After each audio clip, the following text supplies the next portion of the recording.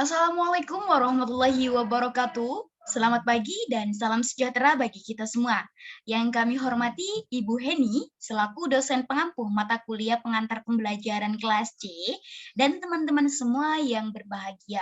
Baik teman-teman, kami dari kelompok 4 di sini kami beranggotakan saya sendiri, Uswatun Hasanah, Ahmad Imdadi Syarahil, dan juga Zublaila Hafidah akan mempresentasikan tentang konsep dasar sistem pembelajaran, faktor-faktor yang mempengaruhi sistem pembelajaran, dan komponen sistem pembelajaran. Bagaimana konsep dasar, faktor-faktor, dan komponen sistem pembelajaran? Selanjutnya akan dijelaskan oleh teman saya.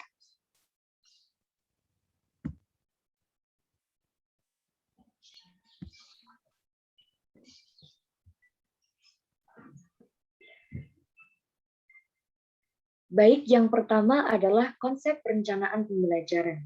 Jadi, menurut Majid, menjelaskan bahwa konsep perencanaan pembelajaran dapat dilihat dari beberapa sudut pandang.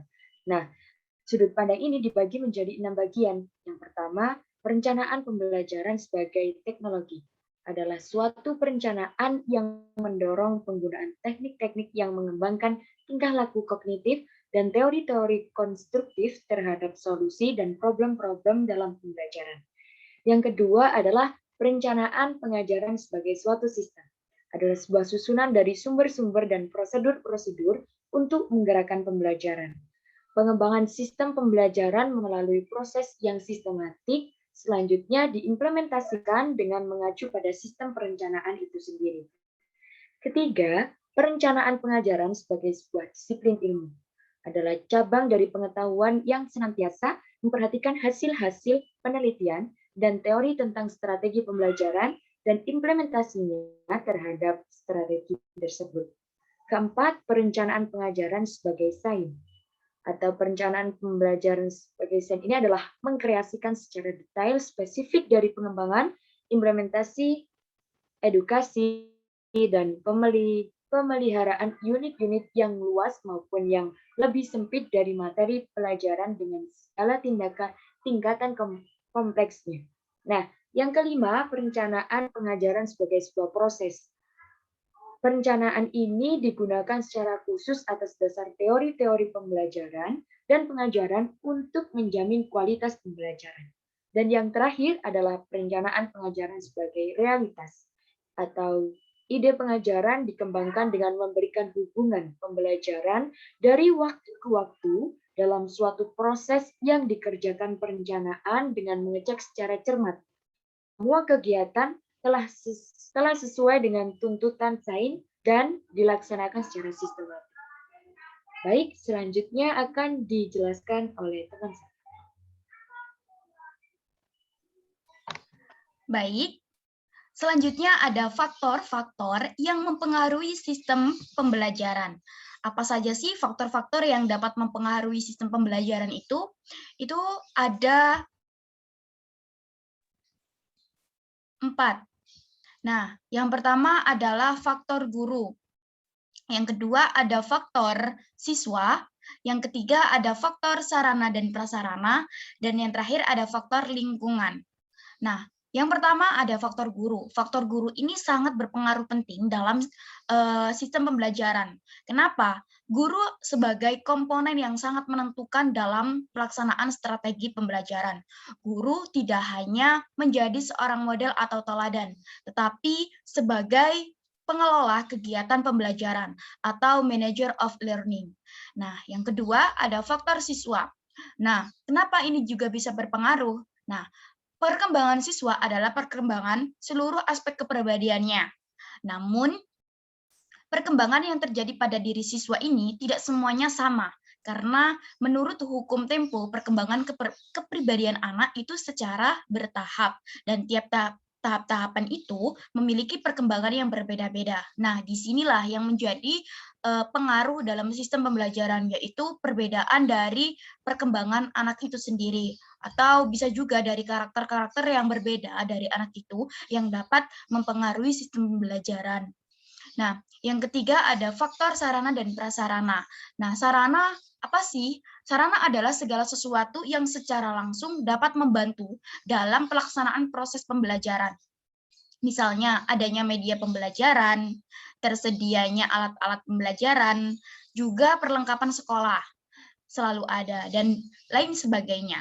Sedangkan prasarana adalah segala sesuatu yang secara tidak langsung dapat mendukung dalam proses pembelajaran.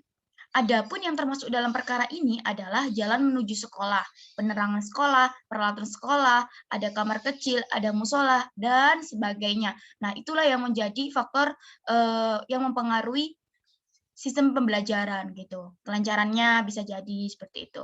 Nah, yang keempat ada faktor lingkungan. Pembelajaran tidak dapat lepas dari pengaruh cengkraman lingkungan. Dalam lingkungan ini terbagi menjadi dua, yaitu lingkungan sekolah dan lingkungan masyarakat. Namun, menurut Sanjaya 2004, pengungkapan bahwa dalam lingkungan pembelajaran terhimpit oleh dua faktor, yaitu faktor organisasi kelas dan faktor iklim belajar secara sosial dan psikologis. Seperti itu. Nah, selanjutnya ada komponen-komponen yang akan dijelaskan oleh teman saya, Indadus. Padanya dipersilakan.